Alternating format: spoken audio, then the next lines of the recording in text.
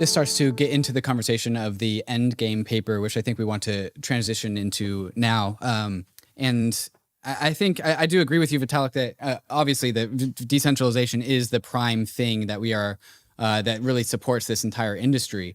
But a lot of the alternative layer ones that have cropped up in the last half of the year have penetrated into the crypto markets using cheap block space fees, having ample block space supply, and they got that way via centralization. But there's an argument out there that says that while Ethereum sacrificed scalability first in order to achieve scalability later, other centralized layer ones sacrifice decentralization first and can achieve decentralization later. It's just a matter of picking which of the blockchain trilemma systems points do you want to compromise and then work on.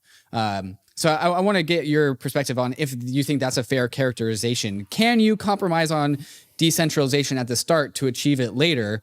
And do you think all of these alternative layer ones, all layer ones, all blockchain layer ones ultimately converge on more or less the same design structure in the very distant long term? I mean, first of all, I think this post is in some ways more about the theory than the practice, right? In practice, I think a lot of these communities pay lip service to decentralization, but they don't deeply give much of a crap about it. How many of them even try having multiple clients, for example? Some do, right? But others don't. And I think looking at which ones do and which ones don't tells you a lot about an ecosystem.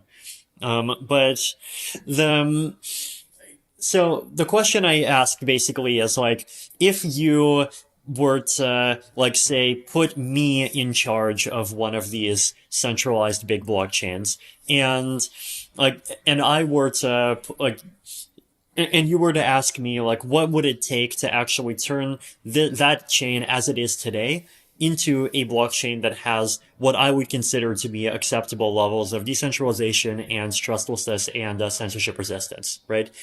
And the plausible roadmap that I have here basically has a collection of things that a big blockchain can do, in basically to add what I would call protocol armor that actually adds censorship resistance and decentralization. So, which was a big part of the conversation of the Ethereum roadmap that we just had.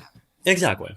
So the core ideas here basically say, well, okay, look, we have this chain where block production is very centralized, but what if we can allow block verification to happen in a way that is decentralized, right? So you have all sorts of decentralized actors that can propose transactions where those transactions have to be included, and so you have censorship resistance, and then you have all of these different actors actually do the verification so that a bad block producer or a bad collusion of block producers can't actually push an invalid block through, right?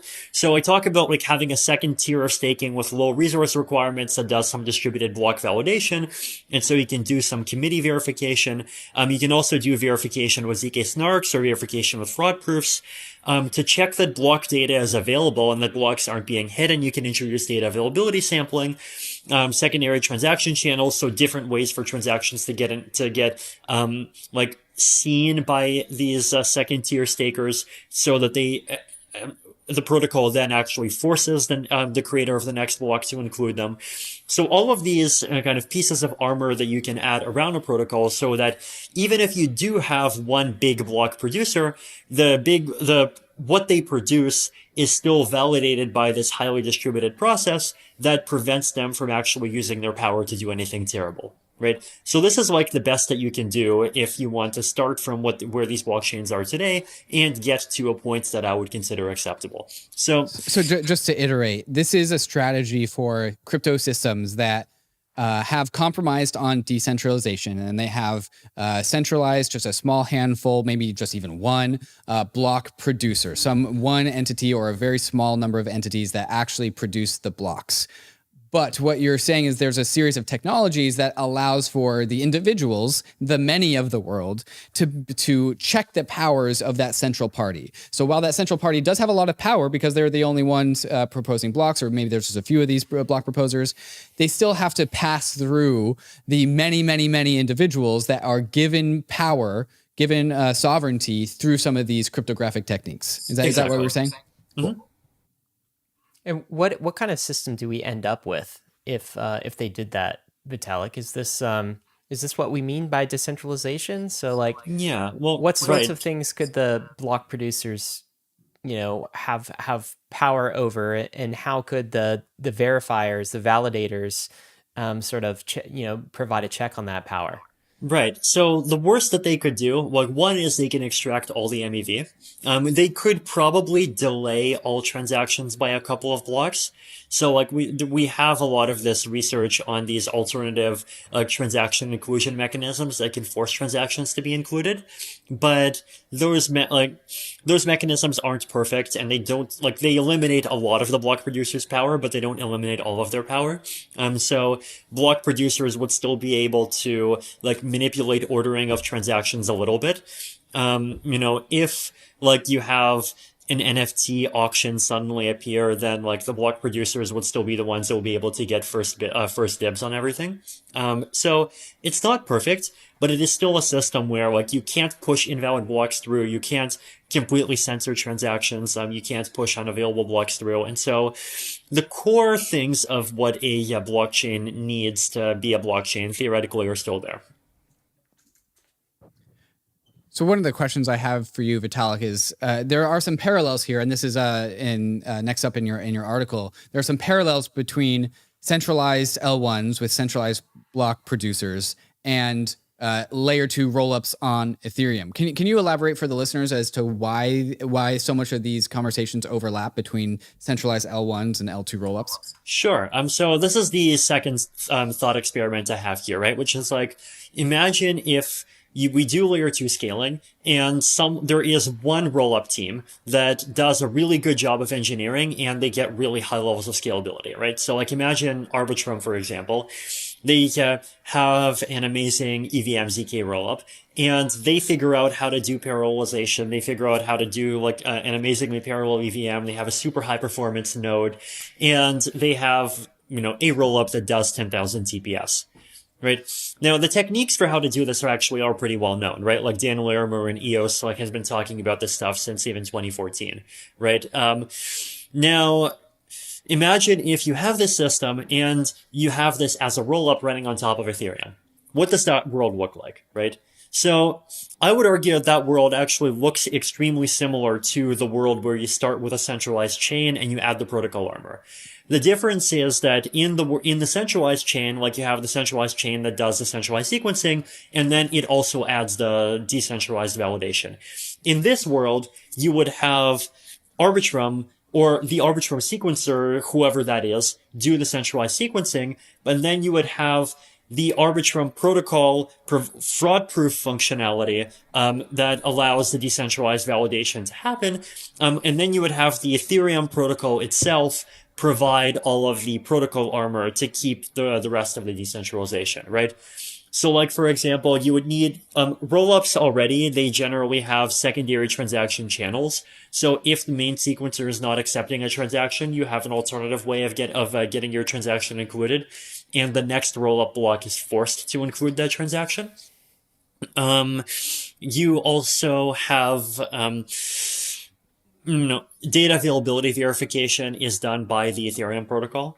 So today everyone downloads everything, but in the future we have data availability sampling. So the Ethereum protocol becomes this kind of guarantor of censorship resistance and availability, and all of these other things.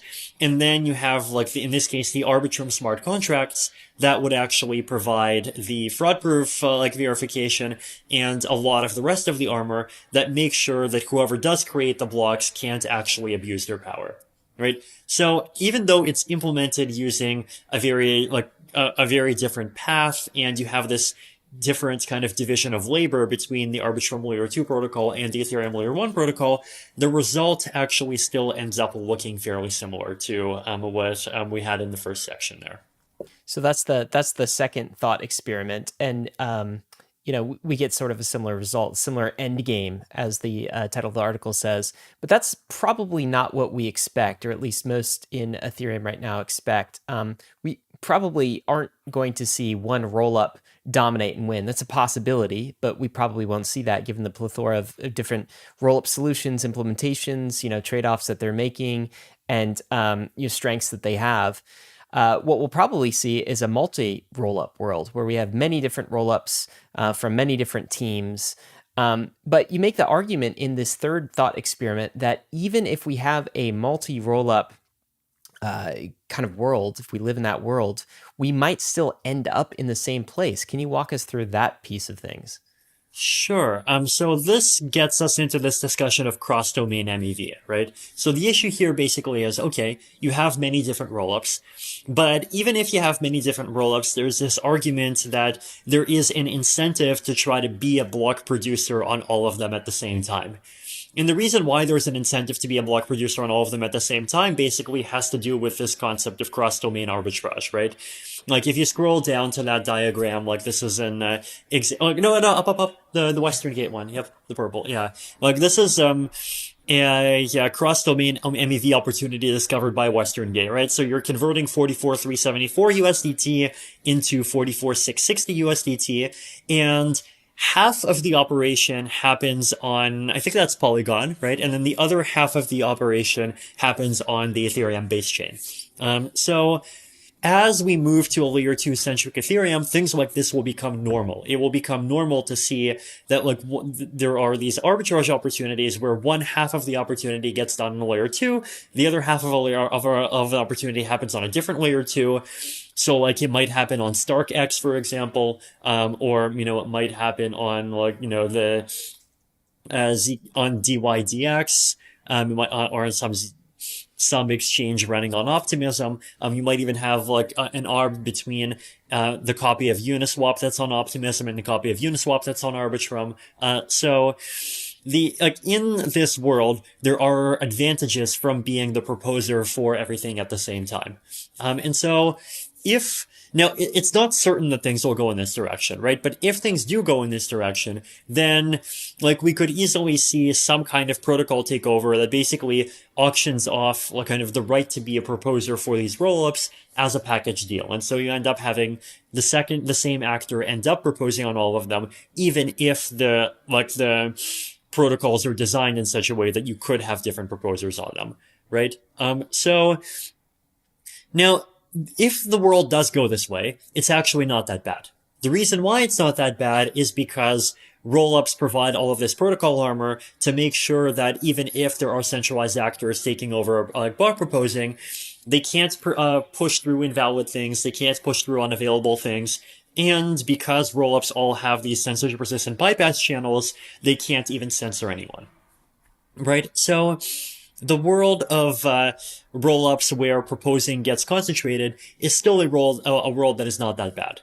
And also, interestingly enough, it's a world that is very similar to the world of one rollup or to the world of centralized chains, right? So basically, we end up potentially getting to a future that is very similar to the future that we would get in these other two worlds.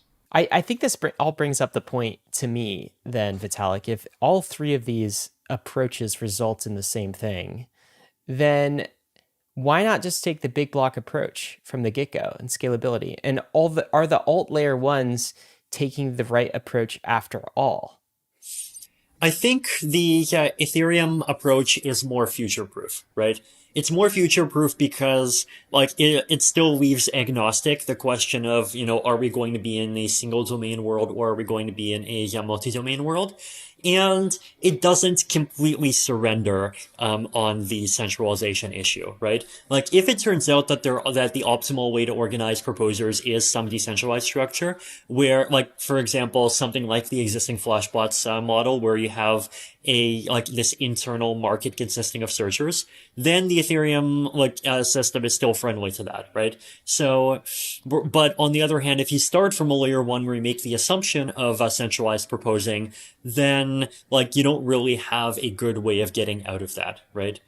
So I guess the question is not is about the more you believe in uncertainty and the more you believe that we really want to have a system that is open to all of the different possibilities, then the more kind of this Ethereum approach that is agnostic toward what the future will be, but tries to be friendly to and have ways to support all of them looks like the more that approach looks the most attractive. To continue leveling up your crypto game, then you need to get on the Bankless newsletter. It's the world's most popular crypto email and is completely free. Just click below to sign up.